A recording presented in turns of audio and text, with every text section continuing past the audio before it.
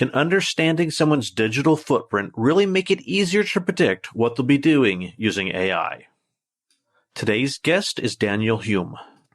Daniel has a PhD in computational complexity and works in the field of AI, applied technology, and ethics. He is the CEO and founder of Satalia, a Tedx speaker, and an educator at Singularity University.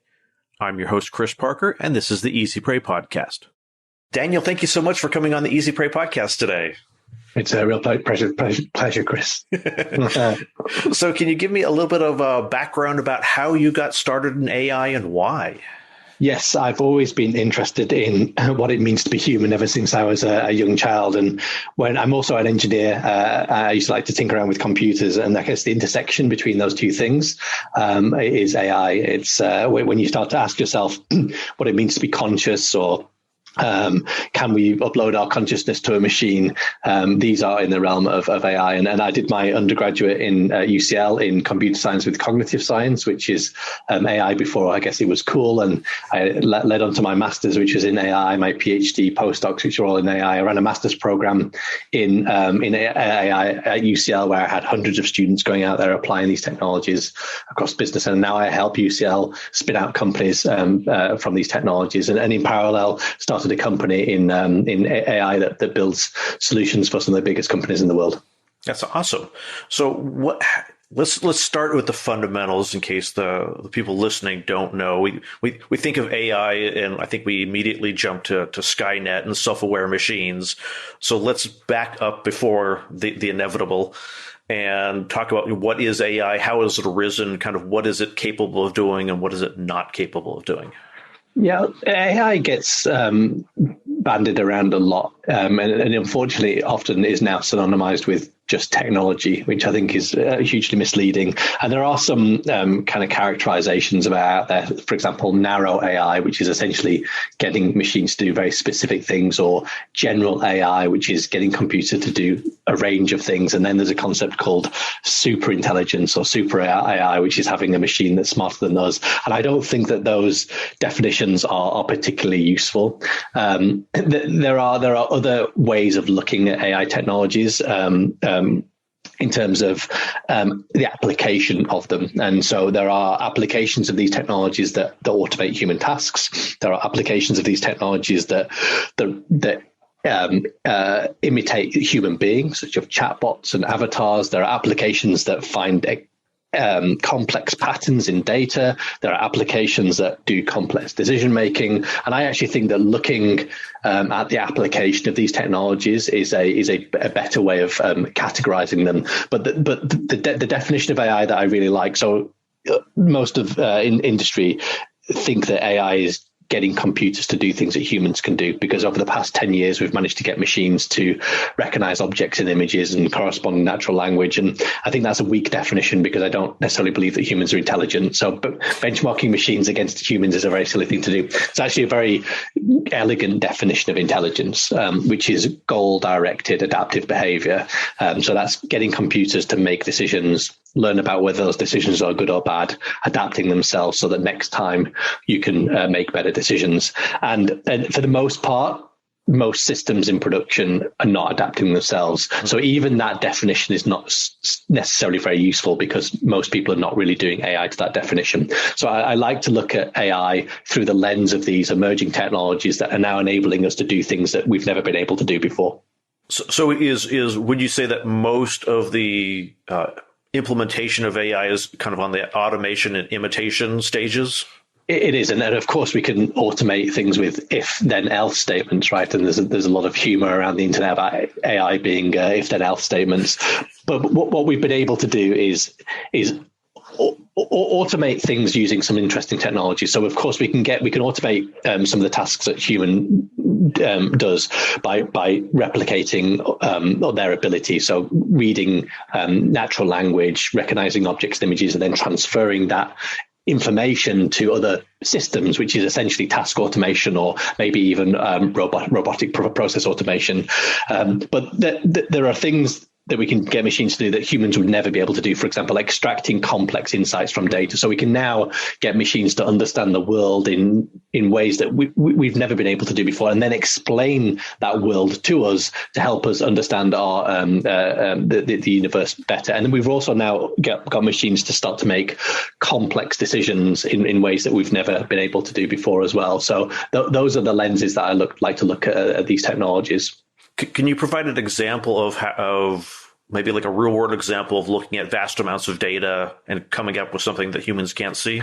Yeah, well, an interesting trend at the moment in industry is looking inwards in organizations about how to use our digital footprint, our emails, our Slack, our Zoom, all of that data that we're emitting now working from home, and how we can use that data to understand people's skills, their aspirations, their career development, their relationships with other people, whether people are good at giving feedback, whether people are good at inspiring others. We can now look at this informal network that I guess used to exist in the physical world, and extract insights in ways that we haven't been able to do before. And it does raise some interesting ethical questions. So, for example, you can identify people in your company who are secret lovers, or who are going to leave the company before they know they're going to leave the company. So we can extract insights now that should and be scrutinized from an ethical perspective. I guess the reverse of that ethical perspective is, if you're seeing that with the AI is seeing that, gee, Bob looks like he's got a 6-month horizon, then he's out of here. Maybe that's a benefit to get Bob out and then use the AI, use that same kind of AI to get him to find something that he's actually going to want to do. 100%. And actually that comes back to maybe demystifying some of the stuff out there about AI ethics. There's a lot of material, people calling themselves AI ethicists, and I actually would argue that there is no such thing as AI ethics. I think most of the challenges that we're facing in AI are actually safety problems. Even the concept around bias, it's not an ethical question. It's have I built a system that's meant to behave how I want it to behave? Ethics is the study of right and wrong, and it's the intent that needs to get scrutinized. And the example I like to use is, imagine you're on the ethics committee of a ride-hailing company, and you deployed an AI, and the intent of that AI is to set prices. And the AI realizes that when your battery on your phone is very low, you're willing to spend more money on your ride. Now, what it has done is identified a vulnerability in humans, and it's exploiting that vulnerability. So it's achieving the intent because it's maximizing profit. But you, as an ethicist in the ethics committee, need to be comfortable with whether you're happy with exploiting that vulnerability. It's not about the data that you keep; it's about the intended use of that data. So I could use the battery data not to get people to spend more money on their rides, but I could use the battery data to prioritize rides if you are vulnerable, or to make sure that you've got a ride that's got a charger in there. So It's absolutely right. It's all about the intent, and intent is scrutinized primarily from an ethical perspective, and it's not an AI that actually forms the intent. The human beings form the intent. The AI helps achieve it. It's the human design of the AI versus what the AI is actually doing.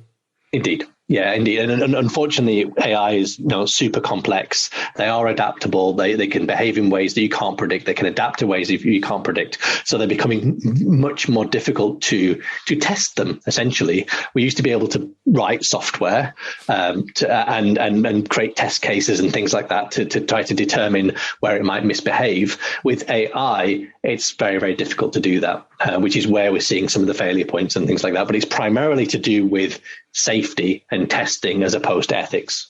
So the misbehave is not necessarily the AI acting up on its own, so to speak, but behaving in a way inconsistent with the way that we're looking at it, inconsistent with what we've designed it to do.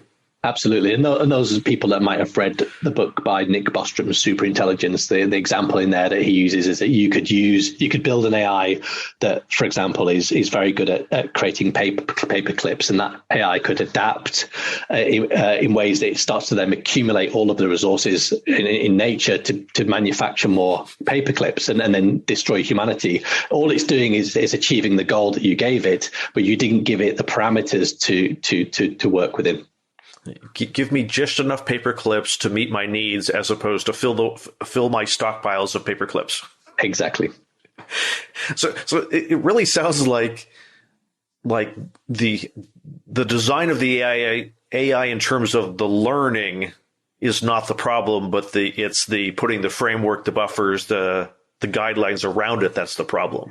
Indeed, and we have a well-established kind of set of test harnesses and approaches to determine whether software is meant to behave or is going to behave how we want it to behave. But as I said, with machine learning, which are some of the underlying technologies to AI, they're not necessarily AI themselves, you don't program software, you teach it. And that lends itself to more interesting, challenging ways to determine whether those systems are behaving themselves, which is where things like explainability is important. So once you've taught a black box how to distinguish between an apple and orange, how can you get it to explain how it's making that distinction? And that helps us understand where it might actually go wrong.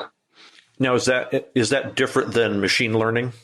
So machine learning is we teach software how to essentially distinguish between things, and so if I wanted to teach a machine learning model to distinguish between an apple and orange, I would show it a picture of an apple and see what it said. It might say orange, and I say no, it's not an orange, it's an apple. And then I show it a picture of an apple and it says orange. And over time, I teach it and I give it a reward if it gets it right, and I punish if it gets it wrong. And over time, it gets better and better at being able to distinguish between apples and oranges.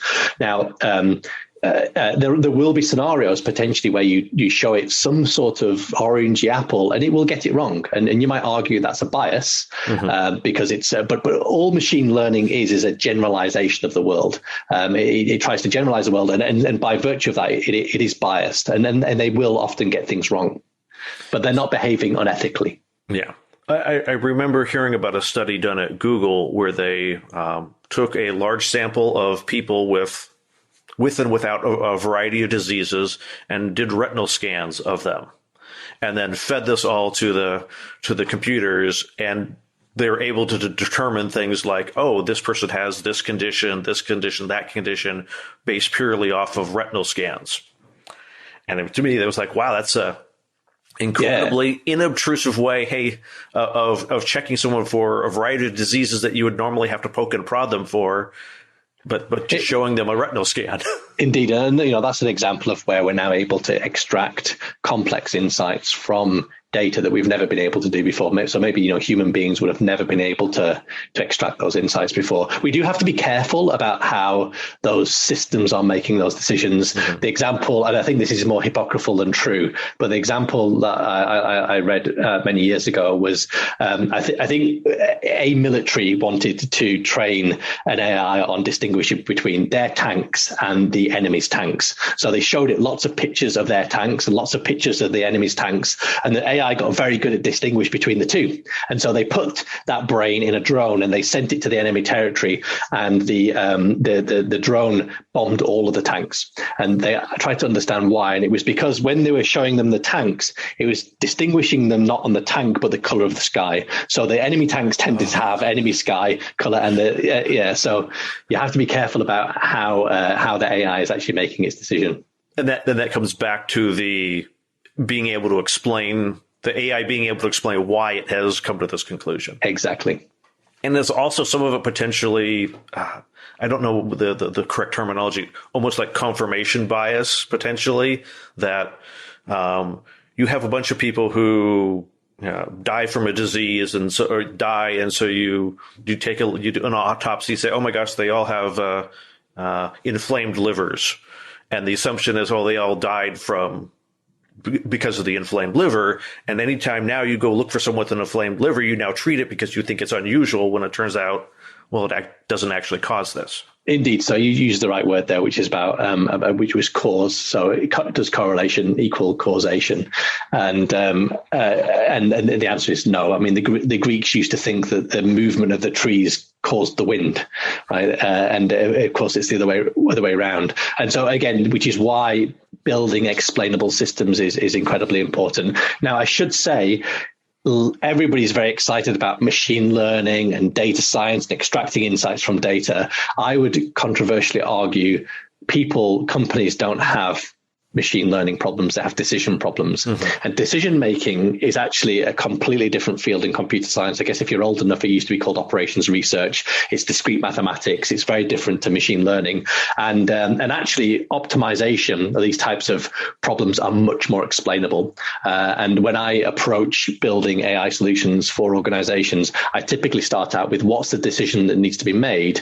How can we build an algorithm that solves that decision? And then what insights can you help make better decisions and work backwards? But you want to try to automate the decision first. And that tends to be much more explainable than these black box algorithms for insight extraction.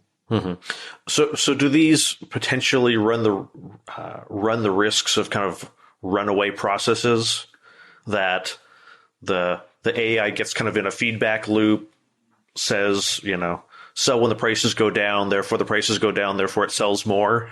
Indeed, yeah. And this is why you have to be careful about ensuring that there are, in some cases, humans in the loop. Sometimes you want to have human beings validating the recommendations from the AI. And as you get more and more confident in the AI's ability to decide, you then have the AI in the loop. So you essentially have the AI making decisions and then humans validating and catching the outliers. But again, we see a lot of organizations adopting AI and not having the checks and balances. And again, the example that I like to use is if I took the past 2 years worth of weather data and looked at the number of ice creams I sold on each day, I could build a nice model that predicts how many ice creams I'm going to sell on given the temperature tomorrow. But if I had a freak event, if tomorrow is going to be the hottest day ever on record, it's a data point that existed outside of my model. My model will probably predict that I'm going to sell lots and lots of ice creams. But the reality is I'm not going to sell any, because people are not going to be able to go outside to go and get the ice creams, which is why it's very important that we have human beings or domain experts try to understand and interpret these patterns, these models that the algorithms are able to find from data. So more if it's AI assisted decisions as opposed to AI making the decisions. Yeah, although again, there are certainly scenarios where human beings are terrible at making decisions, and I can give you lots of examples of where that's the case. And I think the art is actually identifying what is the right tool. I don't want to call human beings tool, but what is the right technology or approach to actually solving these problems? Unfortunately, I'm seeing kind of organizations just kind of go blindly into trying to adopt or embrace these kind of emerging technologies without really thinking, is that the right approach to solve my problem? It's just the assumption that the latest technology is the right technology. Indeed, yeah. I mean, I used to have students that were applying these technologies in the real world, and I used to get them to try to apply a whole range of different approaches, from the simplest to deep neural networks. And whilst some of those more sophisticated approaches might make small improvements, actually the reality is that you want to implement a simple one because you need to maintain it and support it and all that kind of stuff. And it's actually much more cost effective to have simpler solutions in some cases than more complex ones. Mm-hmm. So are there any myths around AI that we haven't talked about? Oh my God, there are so many. But I think that one of the things that I try to do is empower decision makers with a cheat sheet to try and sniff out what's real and what's not. Unfortunately, I think that 99% of the stuff out there is really smoke and mirrors or the wrong approach. And I'm worried that unfortunately that's going to cause a bubble over the next several years, and that means that people will lose faith in some of these technologies when actually there are organizations out there that are doing it properly. It's people are marketing something as AI when it isn't, and therefore and when it fails, people look at AI in the future, they're like, it's a has-been technology. It doesn't really work. Indeed. And you can't blame them, right? We all want to get more clients and we all want to get more VC funding. So we do jump on the bandwagon. I guess my concern is that these technologies are incredibly powerful, and in the wrong hands, they can cause a huge amount of damage. So let's talk about what is in the wrong hands and what is the damage. Yeah, well, because it's always like, we'll never do the wrong thing. It's them. Who's the they in this? Indeed. Well, I think that Well, I have a kind of a macro view of this. I have a set of macro concerns around the impact of technology on society, and then I've kind of got a micro view, which is how and where organizations are failing to implement these technologies correctly. What would you like me to focus on, the macro or the micro? Well, let's start with the macro first, and then we'll go micro. Okay, so the macro, we might have alluded to one concept, which is this concept of a superintelligence. A superintelligence is where we build a brain smarter than us in every single possible way. And this is the last invention that humanity will create. And some people think it's going to be the most glorious thing that happens to us, and others think it's our biggest existential threat. And so, you know, this is often referred to as the technological singularity. Mm-hmm. And a singularity is essentially a point in time that you can't see beyond. If we build a superintelligence, what will happen after that? And the reality is that we don't know. And I actually think that there are 6 singularities, and I've tried to use the business framework PESTLE, which is a macro framework, to try to articulate these 6 singularities. So just very, very quickly, the first one is political, which is the point in time where we can't determine what is true. So deep fakes, chatbots, misinformation bots, these are challenging not just our political foundations, but they're challenging the fabric of our reality. And I heard recently there was a machine learning model that was trained on the voice of a CEO, and they got that machine learning model to call up the accounts department and get them to pay an invoice. And of course, the accounts department thought they were talking to the CEO, and that could have well been, a deep fake. They could have thought they were speaking to the CEO. So there's a point in time where we might lose faith in the authenticity of the content that we're engaging with. The second singularity is actually my favorite, which is the economic singularity. Maybe we'll talk about this later on, which is the point in time where we have essentially mass technological unemployment. These technologies are freeing people up from tasks. They're freeing people up potentially from whole jobs. And the concern is that we might see a huge amount of social unrest if people lose their jobs.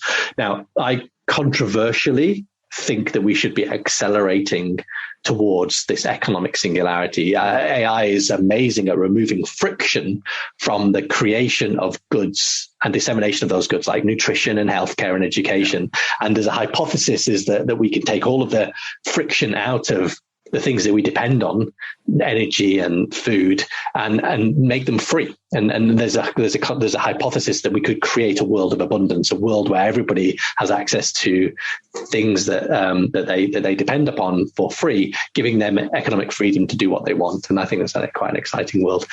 Social singularity, I won't bore you with these, but is where we cure death.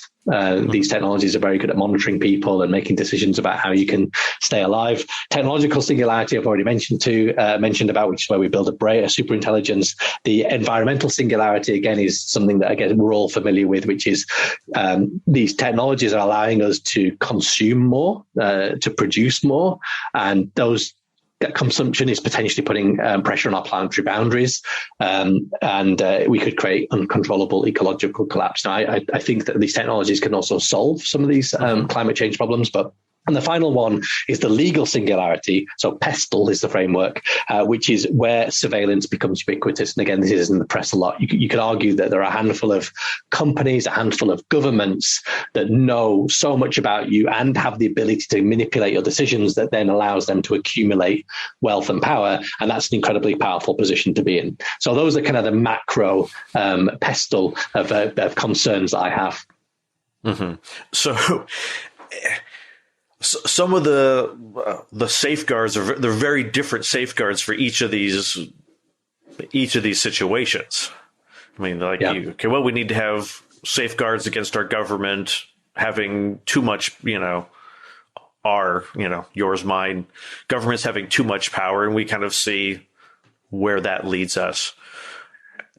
Are the safety mechanisms doable on each of these areas? It's really interesting because, the bad guys don't have to worry about the safety mechanisms, and they can afford to get these things wrong. And then unfortunately, we also have this impulse to build ever intelligent machines. So we are accelerating towards the technological singularity. And of course, we have an impulse to reduce costs in our companies because we need to increase profits, because that's how our economic models work. And so you end up having job losses. So the way that the world is set up is actually to accelerate these different singularities to potentially negative states. Whether governments can prevent that, I don't know. I actually think that it's enterprise that might solve it. So I think organizations are realizing that you of course you need to have a profitable business model, but if you want to attract and retain talent, you need to also have a strong purpose. Without that, you're not going to be able to survive. And I have an inkling that it's this collective purpose of all of enterprise that might actually make these glorious futures. And what we can do is hold leadership accountable to achieving that purpose. That's what we can do as employees. And that does really seem to be the case. I mean, not as much when I was growing up, but I think now people are place more value. I'm not saying whether they should or they shouldn't, or whether it's too much or too little, but there is more placement and value on, what's the big picture of what this company is doing? Not are they effective at building widgets, but what's the bigger cause?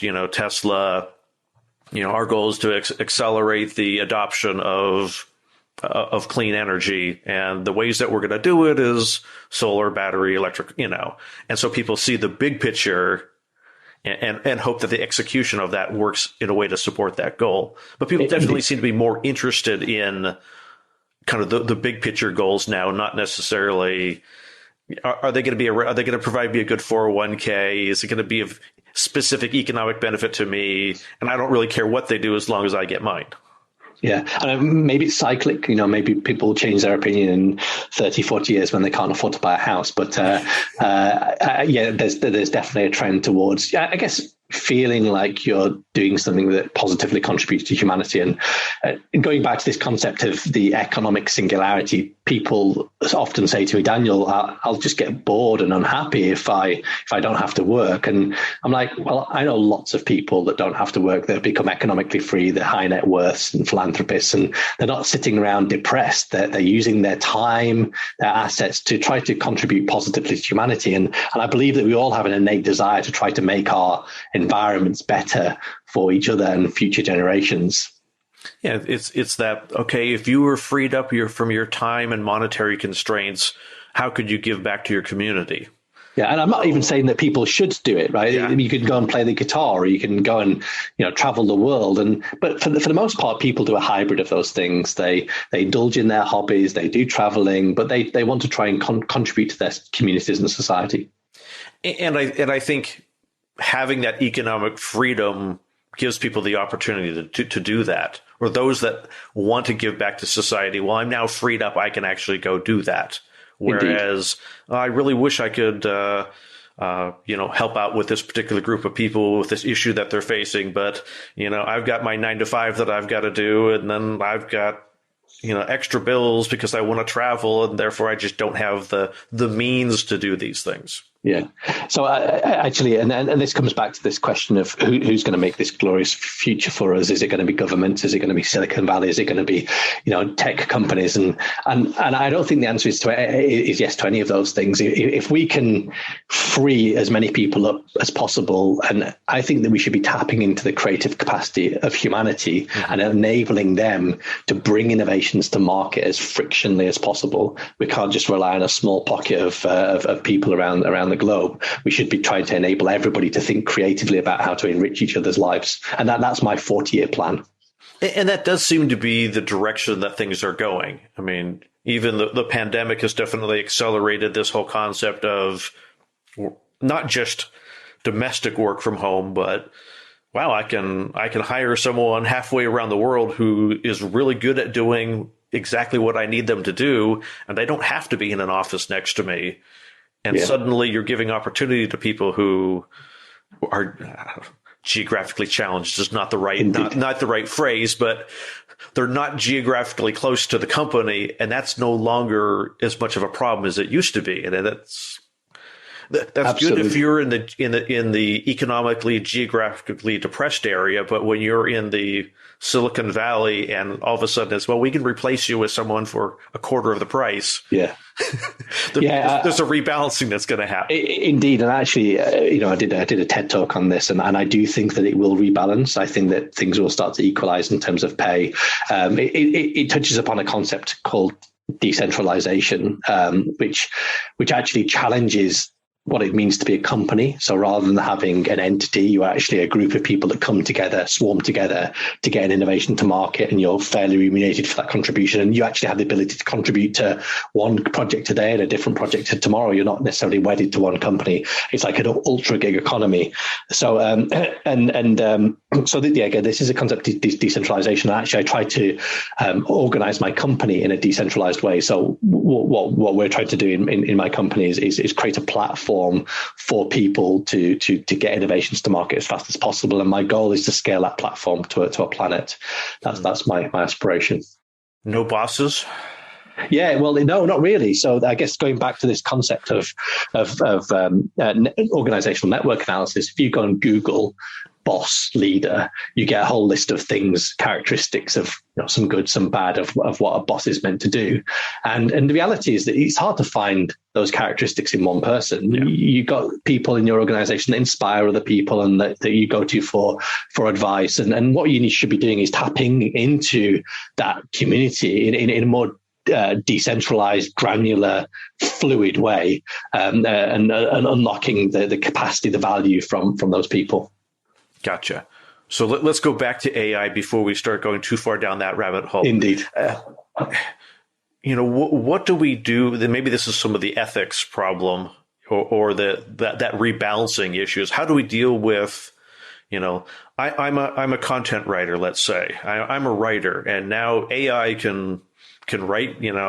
I go online and say I want an article on how AI is impacting automation, and the AI writes this nice little article for me, and the writer is no longer, there because it's being done by AI. Like, what careers do you see being impacted by different types of AI, and how do those people that are in those careers either adapt to benefit from it or don't they?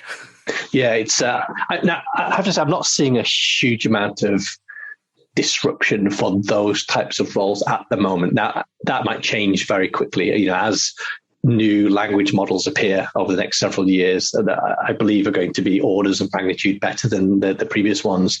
You might find that those content creation people are redundant. Same for, driverless cars. We've been talking about driverless cars for a long time. The kind of the interim step to a driverless car is that you have an autonomous vehicle, but when the vehicle needs to do something difficult like park, it goes to a human being that's sitting at home that is able to navigate that vehicle from home, and that individual could drive 17 different vehicles instead of one. So I think that there is a genuine concern that these technologies will create job losses. When, I don't know, maybe 10 years, maybe 15 years. And there are people that have said, look, in every single industrial revolution that we've had, yes, there's been job losses, but then people have been able to retrain and go and do other interesting things. Now, I have a concern that any new interesting things that we create, AIs could end up doing them. So people will be able to build AIs faster than we'll be able to retrain people. Now, maybe I'm not thinking creatively enough. Maybe if we're able to unlock the creative capacity of human beings, they're able to then figure out how to tap into the latent capacity of human beings. But I'm skeptical. I would prefer to actually have an AI therapist, or maybe an AI clean me when I'm old and decrepit, rather than a human being. But what we might start to see also are some interesting new economic models. Mm-hmm. And I know that governments have also talked about universal basic income and these types of things.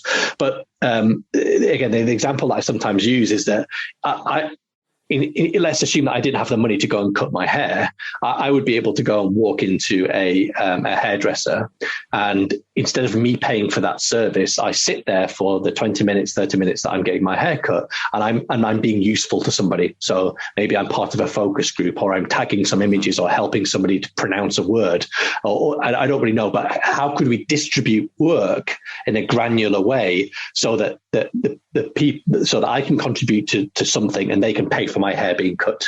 Going back to the barter system is what you mean. Yeah, and I don't know how whether that's just cyclic, but I think that there are ways of granularizing work. Rather than me paying whatever the $15 a month for Netflix, could I do $15 worth of work, and that pays for my Netflix, and then that work might even be something that I enjoy. It might be teaching somebody how to play some chords on a piano.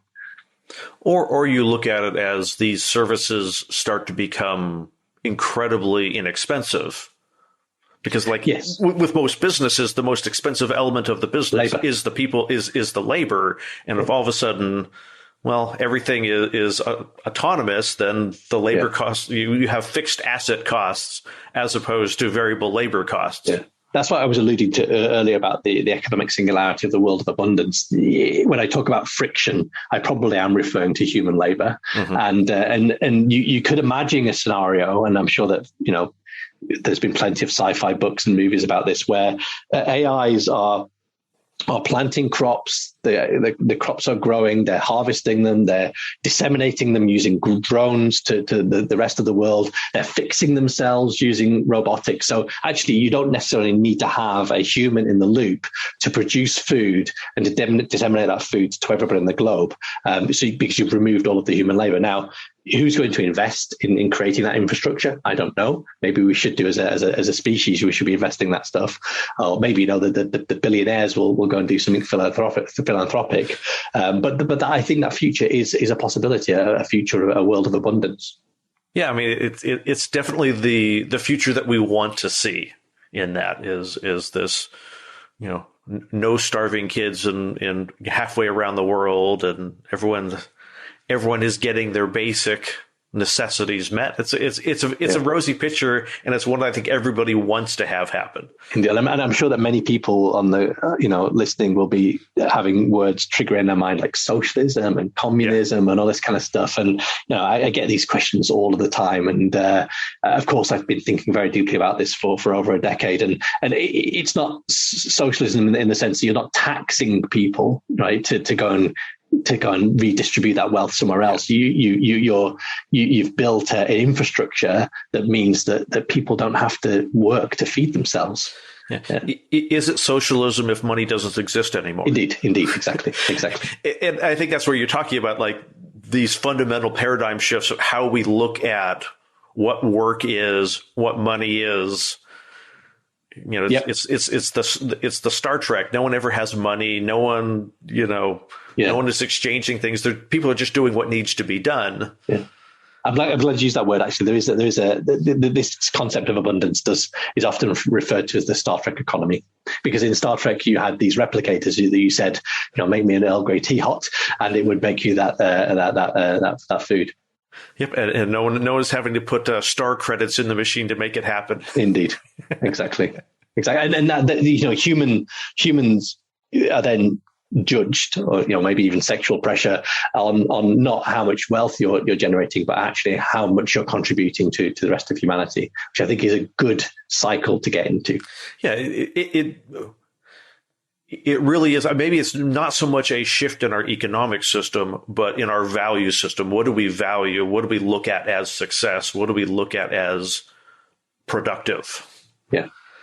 And it's, maybe there's a resurgence in the arts. I hope so.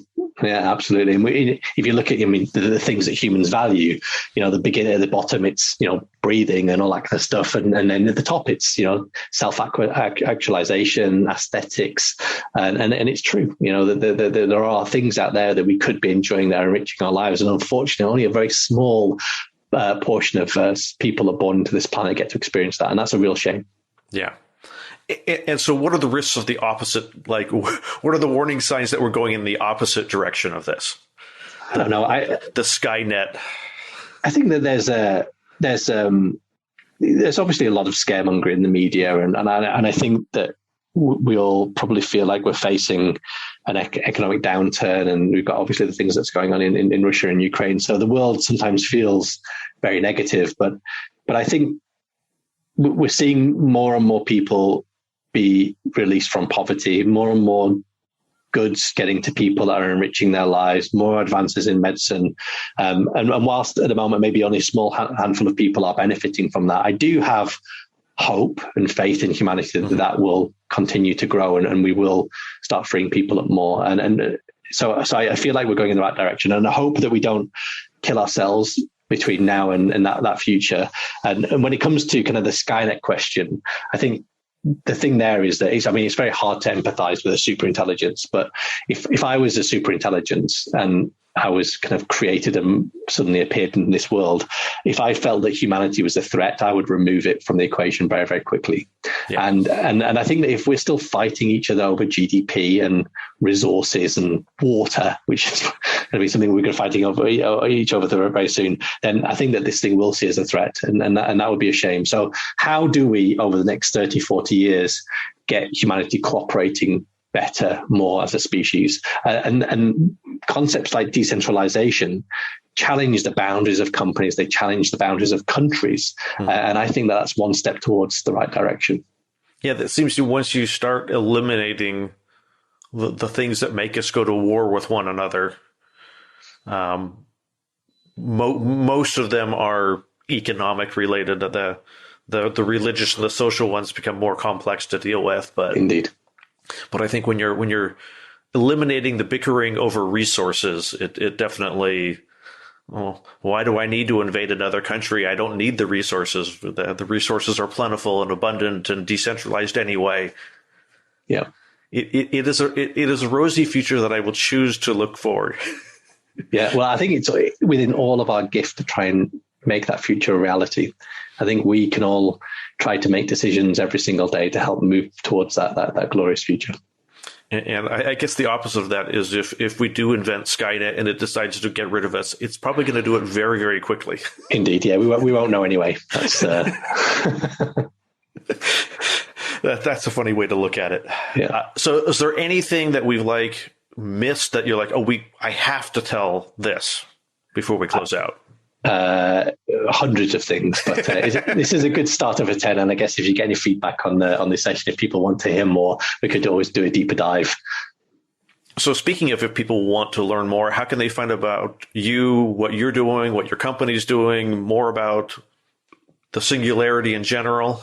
Yeah, so we can always connect to me on LinkedIn, Daniel Hulme, and you also email me, daniel@satalia.com. Awesome. We'll make sure to link those in the show notes, and I super appreciate your time today. Thanks, Chris. Thank you for listening to this episode of the Easy Prey podcast. If you found something in this episode interesting, please share this episode with someone you know and leave a review at easyprey.com/review. Notes and a transcript of this episode with Daniel Hulme can be found at easyprey.com/127.